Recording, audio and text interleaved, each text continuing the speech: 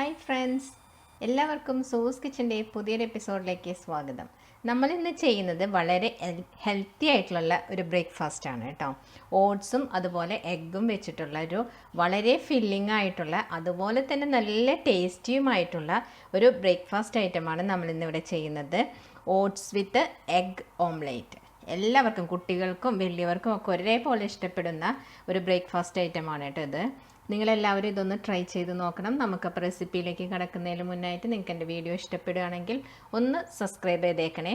നമുക്കപ്പോൾ എങ്ങനെ ഉണ്ടാക്കുന്നതെന്ന് നോക്കാം.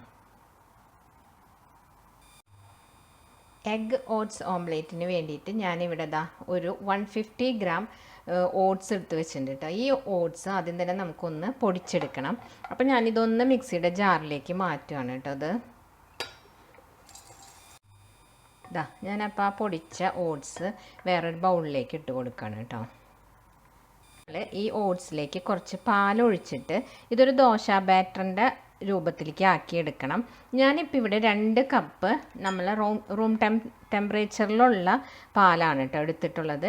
അപ്പോൾ ഇത് കുറേശ്ശെയായിട്ട് ഒഴിച്ച് നമുക്ക് ഒന്ന് മിക്സ് ചെയ്ത് നോക്കാം എങ്ങനെയാണെന്ന്.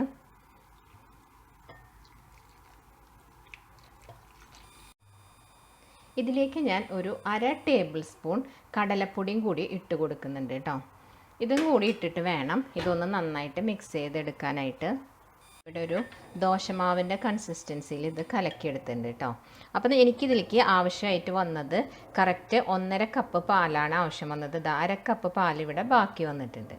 അപ്പോൾ ഇതിലേക്ക് കറക്റ്റ് 1.5 കപ്പ് പാലാണ് എടുത്തിട്ടുള്ളത് കേട്ടോ. അപ്പോൾ നമുക്കിതൊന്ന് മാറ്റി വയ്ക്കാം.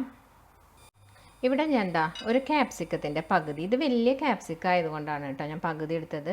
ചെറുതാണ് നിങ്ങൾ എടുക്കണമെങ്കിൽ ഒരു ക്യാപ്സിക്കം ഫുള്ളായിട്ട് എടുത്തോളൂ. ഇതൊരു റെഡ് ക്യാപ്സിക്കത്തിൻ്റെ ഒരു ചെറിയ പീസ് മാത്രമേ, ഇത് എൻ്റെ കയ്യിലുണ്ടായിരുന്ന കാരണം കൊണ്ട് ഞാൻ എടുത്തതാണ്. ഇല്ലെങ്കിൽ വേണമെന്നില്ല, നിർബന്ധമില്ല അത്. പിന്നെ ഒരു സവോള, ചെറിയൊരു സവോള കേട്ടോ. വലിയ സവോളയാണെങ്കിൽ അതിൻ്റെ പകുതി എടുത്താൽ മതി. ഇതൊന്ന് ചെറുതായിട്ടൊന്ന് ചോപ്പ് ചെയ്തെടുക്കാം നമുക്ക്. അപ്പം ഞാൻ ആ ക്യാപ്സിക്കും സവോളയൊക്കെ ഇപ്പം ചോപ്പ് ചെയ്ത് വെച്ചിട്ടുണ്ട് കേട്ടോ. ഇനി നമുക്ക് അടുത്തത് ചെയ്യാനുള്ളത്, ഞാൻ ഇതിലേക്ക് 3 മുട്ട പൊട്ടിച്ചൊഴിച്ചിട്ടുണ്ട്. എഗ് ഓംലേറ്റ് അല്ലേ നമ്മൾ ഉണ്ടാക്കുന്നത്. അപ്പോൾ അതിലേക്ക് ആവശ്യത്തിനുള്ള ഉപ്പിട്ട് കൊടുക്കാം.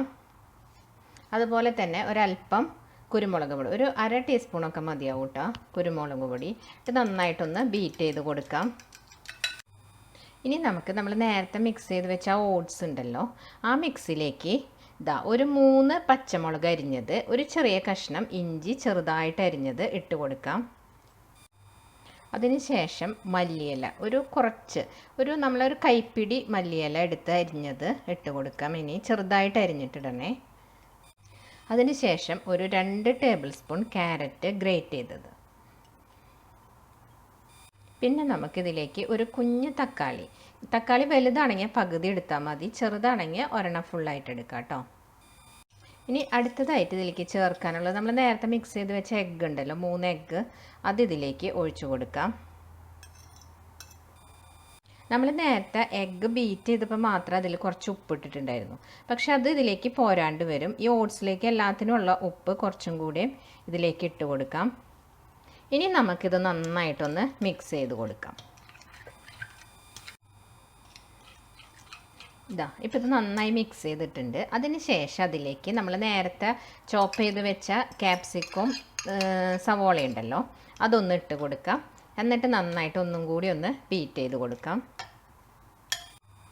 അപ്പോൾ നമുക്ക് ഓംലേറ്റ് ഉണ്ടാക്കാൻ തുടങ്ങാം. അതിന് വേണ്ടി ഞാനൊരു പാൻ അടുപ്പിൽ വെച്ച് ഇവിടെ നന്നായി ചൂടായിട്ടുണ്ട് കേട്ടോ. ഞാനിതിലേക്ക് ഒഴിച്ചു കൊടുക്കാൻ പോകുന്നത് ഒലിവ് ഓയിലാണ്. നിങ്ങൾക്ക് വേണമെന്നുണ്ടെങ്കിൽ വെളിച്ചെണ്ണയോ അല്ലെങ്കിൽ വേറെ ഏതെങ്കിലും കുക്കിംഗ് ഓയിൽ ഒഴിച്ചു കൊടുക്കാം. ഇപ്പം ഞാനിവിടെ ഒലിവ് ഓയിലാണ് കേട്ടോ ഒഴിക്കുന്നത്. എന്നിട്ട് ഇതിലേക്ക് നമുക്ക് കുറേശ്ശെയായിട്ട് ഇത് കോരി ഒഴിച്ചു കൊടുക്കാം.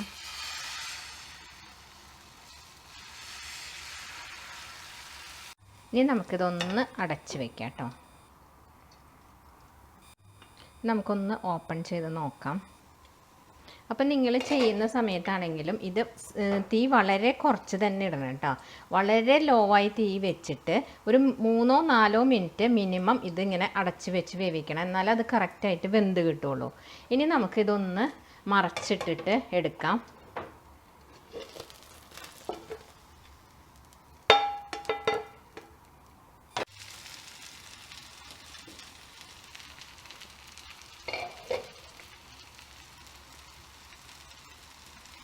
ഇതാ അപ്പോൾ അതിൻ്റെ മറ്റേ വശം കൂടി ഒന്ന് വെന്ത് കിട്ടട്ടെ കേട്ടോ. തീ ഒട്ടും തന്നെ കൂട്ടി വെക്കാൻ പാടില്ല, വളരെ സിമ്മിൽ തന്നെ തീ വെക്കണം കേട്ടോ. ഇതാ ഇപ്പോൾ ഇവിടെ ഞാൻ തിരിച്ചിട്ടിട്ട് 2 മിനിറ്റ് കഴിഞ്ഞിട്ടുണ്ട്. നമുക്കൊന്നതും മറിച്ചിട്ട് തന്നെ നോക്കാം. ഇതാ ഇപ്പോൾ കറക്റ്റായിട്ട് വന്നിട്ടുണ്ട് കേട്ടോ. നന്നായിട്ട് എല്ലായിടത്തും വെന്ത് വന്നിട്ടുണ്ട്. അപ്പം ഞാനിനി ഇത് മാറ്റിയിട്ട് അടുത്തതൊന്ന് ഇതുപോലെ തന്നെ ചെയ്തെടുക്കട്ടെ. ഇതാ അടുത്തത് ഞാനിങ്ങനെ ഒഴിച്ചു കൊടുത്തിട്ടുണ്ട്. ഇനി ഒന്ന് മൂടി വയ്ക്കുകയാണ് കേട്ടോ. ഞാനിപ്പോൾ ഇവിടെ എല്ലാം ചെയ്തെടുത്തിട്ടുണ്ട് കേട്ടോ. അപ്പോൾ നിങ്ങൾ വളരെ എളുപ്പമായിട്ടുള്ള ഈ ഒരു ബ്രേക്ക്ഫാസ്റ്റ് ഐറ്റം നിങ്ങളെല്ലാവരും ഒന്ന് ട്രൈ ചെയ്ത് നോക്കണം. ഓട്സും അതുപോലെ തന്നെ എഗ്ഗും വെച്ചിട്ടുള്ള ഹെൽത്തിയും അതുപോലെ തന്നെ ടേസ്റ്റിയും ഈസിയുമായ ഈ റെസിപ്പി നിങ്ങളെല്ലാവരും ട്രൈ ചെയ്ത് നോക്കി നിങ്ങളുടെ അഭിപ്രായങ്ങൾ കമൻറ്റ് ചെയ്യാനും അതുപോലെ തന്നെ ഇഷ്ടപ്പെട്ടാൽ ലൈക്ക് ചെയ്യാനും മറക്കരുത്. അടുത്ത വീഡിയോയുമായി കാണുന്നവരേക്കും bye. Thanks for watching Sue's kitchen.